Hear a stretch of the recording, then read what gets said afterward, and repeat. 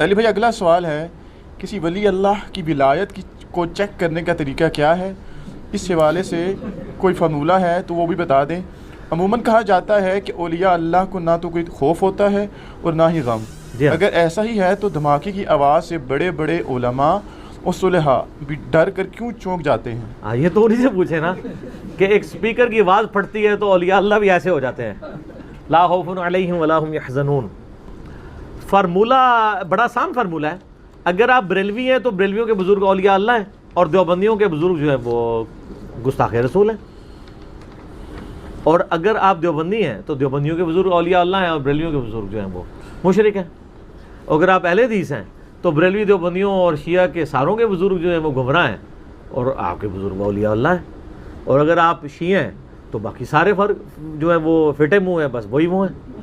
یہ تو فارمولہ ہے۔ فارمولہ تو پھر اسی طریقے سے ہے۔ آج کل یہ اولیاء اللہ اور بزرگوں کی عصمتوں اور عزتوں کے جو رونے رو رہے ہیں نا، یہ آپ کو دھوکہ دے رہے ہیں۔ ہمارے بارے میں بھی کہہ رہے ہوتے ہیں بزرگوں کے بارے میں بولتا ہے نا، میں بزرگوں کے بارے میں تو بولتے ہی نہیں ہوں، اور نہ ان کو درد ہے بولنے کا۔ یہ اصل میں کہہ رہے ہوتے ہیں ہمارے بزرگوں کے خلاف بولتا ہے۔ دوسروں بزرگوں کے نام تو یہ کس طرح بگاڑ کے لیتے ہیں۔ ابھی یہ پچھلے دنوں میرا کلپ جو عمران خان صاحب کے بارے میں چڑھا، یہ جو ان کی سٹیٹمنٹ آئی تھی، جس میں میں نے احمد بریلوی صاحب کے ترجمہ پڑھ کے بتایا کہ انہوں نے کیا الفاظ استعمال کیے ہیں قرآن کے ترجمے میں، تو اب نیچے وہ دیوبندی حدیثوں نے کمنٹس کیے ہیں یہ اعلیٰ حضرت نہیں ہے، کالا حضرت ہے۔ تو آپ کے کہنے سے کون سا مان لینا ہے؟ کروڑوں لوگ تو ان کو اعلیٰ حضرت ہی مان رہے ہیں۔ ٹھیک ہو گیا۔ اشرف تھانوی صاحب کو اگر کروڑوں لوگ حکیم الامت مانتے ہیں تو ان سے زیادہ کروڑوں لوگ ان کو کہتے ہیں مریض الامت ہے۔ تو آپ کے ماننے نہ ماننے سے کیا فرق پڑے گا؟ تو یہ اولیاء اللہ اور بزرگوں کا رونا جو ہے نا، یہ رونا چھوڑ دیں، بلکہ آپ قرآن و سنت کی طرف آئیں۔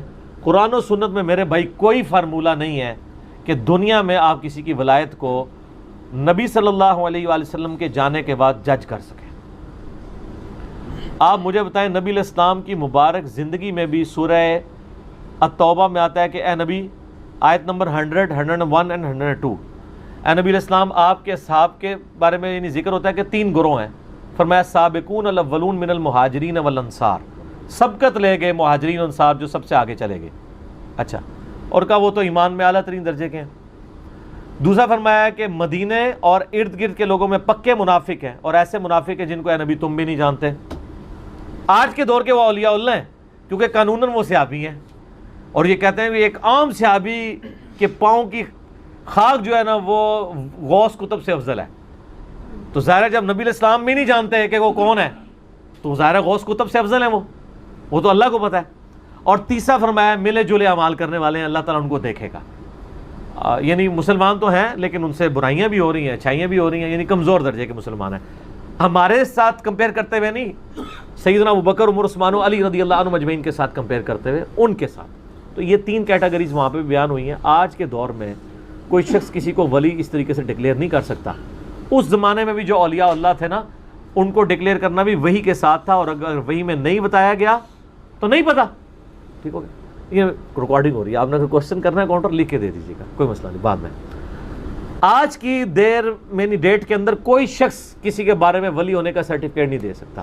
صرف حسن ظن ضرور ہم رکھ سکتے ہیں، یعنی میرا حسن ظن ہے کہ امام بخاری، امام مسلم اور باقی ائمہ جو ہیں یہ اولیاء اللہ میں سے ہیں، لیکن سرٹیفکیٹ نہیں، ہمارا صرف حسن ظن ہے۔ ہم ڈکلیئر نہیں کسی کو کر سکتے۔ نبی علیہ السلام کے مبارک زمانے میں نہیں تھا ایسا۔ بخاری اور مسلم دونوں میں حدیث ہے، نبی علیہ السلام کا ایک غلام تھا مدعم، جو آپ صلی اللہ علیہ وسلم کو سفر و حضر میں آپ کے اونٹ کا کجاوا کسا کرتا تھا، وضو کروایا کرتا تھا۔ جب مر گیا تو صحابہ نے کہا یہ تو سیدھا جنتی ہے۔ آپ فرمایا تم جنت کی بشارت دے رہے ہو، حالانکہ مجھے اللہ نے دکھایا کہ اس نے مال غنیمت کی ایک چادر چوری کی تھی جو آگ کی بنا کے اس کے اوپر ڈال دی گئی ہے۔ تو صحابہ کرام گھروں کو دوڑے، اگر کسی نے ایک رسی کا ٹکڑا بھی اٹھایا ہوا تھا نا، یہ کہ یہ خیر ہے یہ لے جاؤں، وہ واپس جمع کروا دیا۔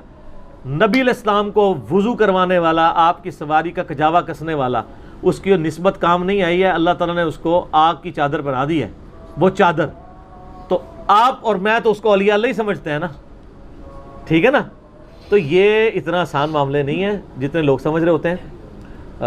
اولیاء اللہ کے یعنی کرائٹیریا کیا ہے، اس کے حوالے سے میں نے بتایا کہ جب صحابہ کرام علیہم رضوان میں یہ حالت تھی تو بعد کے لوگ کس طرح امیجن کر سکتے ہیں؟ صحیح بخاری میں حدیث ہے، ام العلا کہتی ہیں کہ عثمان بن مظعون رضی اللہ تعالیٰ عنہ ایک بوڑھے صحابی تھے، بیمار ہو گئے تو میں ان کی خدمت کرتی تھی، جب وہ فوت ہو گئے تو میں نے کہا کہ اے عثمان اللہ کے ہاں تو تیرے لیے جنت ہے، تو نبی علیہ السلام پاس کھڑے تھے تو آپ نے فرمایا تجھے کس نے کہہ دیا؟ ہائے ہائے ہائے ہائے، آپ فرمایا حالانکہ میں اللہ کا رسول ہوں، مجھے نہیں پتا میرے ساتھ کیا ہونا ہے۔ یہ بخاری کے الفاظ ہیں۔ تو ام العلا کہتی ہیں اس دن کے بعد میں نے تہیہ کر لیا کہ میں کبھی کسی کے بارے میں نہیں کہوں گی کہ یہ جنتی ہے۔ تسی بے شک کہندے رہو جناب وہ فلانے دے مزار تے بڑا رش ہے، فلانے دے جناب اے ہے بابا گرو نانک کے بھی مزار پہ رش ہے، تو کیا مان لیں گے ان کی بزرگی کو؟ مزاروں کے رش سے کیا ہوتا ہے؟ میں آپ کو گارنٹی سے کہتا ہوں جناب، آپ یہاں پہ ویسے فرضی قبر بنا کے نا وہاں پہ 100-150 بندہ چھوڑ دینا کرائے کے اوپر کچھ دنوں کے لیے، بس پھر وہاں سے چین ریئیکشن شروع ہو جائے گا، نہ رکنے والا۔ یہاں کیا سلسلہ چل رہا ہے؟ اسی طریقے سے چل رہا ہے۔